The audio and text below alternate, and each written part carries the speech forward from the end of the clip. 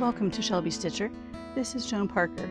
I'm doing Tying the Knot Take 2 because I have had another idea of how to film this so it would be seen easily.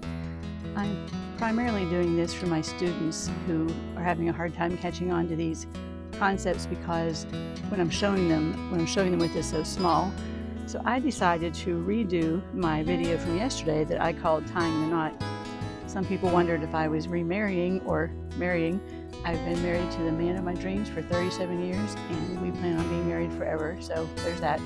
But anyway, so here's a piece of crochet cotton and a very large yarn needle. So again, to tie this knot, you thread your needle, leaving your tail so that it won't get caught up in the end.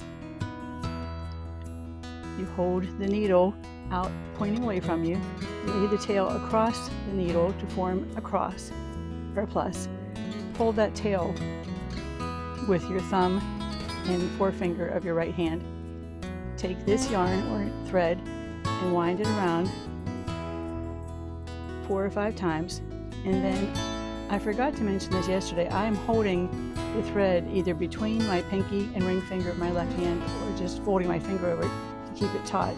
And then I'm going to take my left finger and thumb and hold all those rounds of yarn on the needle together. I'm saying yarn, but if you're hand sewing or sewing with all-purpose thread, of course, you would be using thread. So you hold that together. You don't pinch it so tightly that you can't pull your needle through.